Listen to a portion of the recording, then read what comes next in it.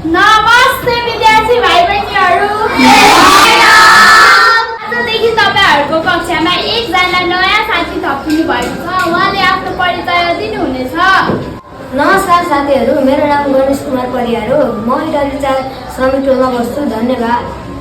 उहाँ साह्रै इमानदार र सहयोगी किसिमको हुनुहुन्छ। अब उहाँ कोसँग बस्नुहुन्छ म्याम? उहाँ मनिषसँग बस्नुहुन्छ। मनिष, तपाईको ठाउँ खाली छ। गणेशलाई तपाई सँगै राख्नुस् है। म चाहिँ अहिलेलाई गएँ, मिलेर बस्नुस् है। म त्यसमा बस्दिन। किन र मनिष? तिमी तल जातको मान्छे हो, त्यसैले हजुरबाले भन्नुहुन्छ हामी ब्राह्मण हो।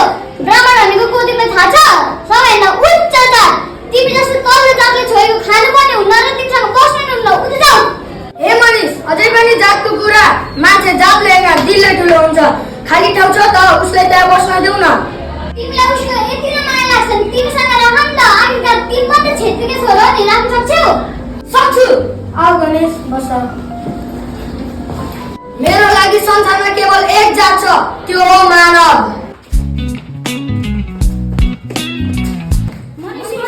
मनिष मनिष मनिष के गाउँ त? मनिष मनिषलाई के भयो?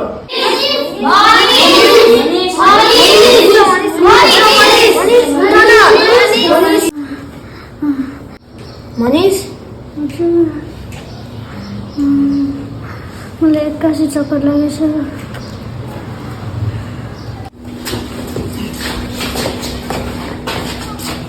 मनिष, हामी सबै यहाँ आत्तिसकेका थियौँ। गणेश नभएको भए यहाँ तिमीलाई जे पनि हुन सक्थ्यो।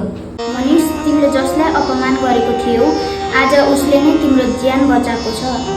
माफ गर्दै गणेश, हजुरको कुरा मनमा लिएर मानवता देख्छस्, मलाई माफ गर्दै गणेश। तिमीले माफी माग्नु त्यही ठुलो कुरा हो। त्यसमा तिम्रो गल्ती होइन, हाम्रो समाज नै यस्तै छ। ल तिमीहरू अब असल मित्र बना है।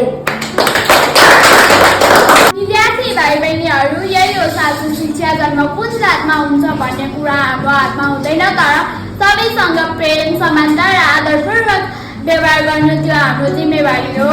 जातले होइन, व्यवहारले मानिस चिनिन्छ। छुवाछुतले होइन, सहयोगले मुटु छुन्छ। आउनुहोस्, हामी सबै मिलेर समानता र मानवताको यात्रा सुरु गरौँ। छुवाछुत र जातीय भेदभाव कानुनी अपराध हुन्। नेपालको संविधानले सबै नागरिकलाई समानता, सम्मान र स्वतन्त्रताको अधिकार प्रदान गरेको छ। जात, वर्ण, लिङ्ग, धर्म या अन्य कुनै आधारमा भेदभाव गर्नु हुँदैन। यो अनैतिक कार्य हो। कानुनले दण्ड दिन्छ। अबदेखि हाम्रो कक्षा, हाम्रो विद्यालय पूर्ण रूपमा भेदभाव मुक्त क्षेत्र हुनेछ।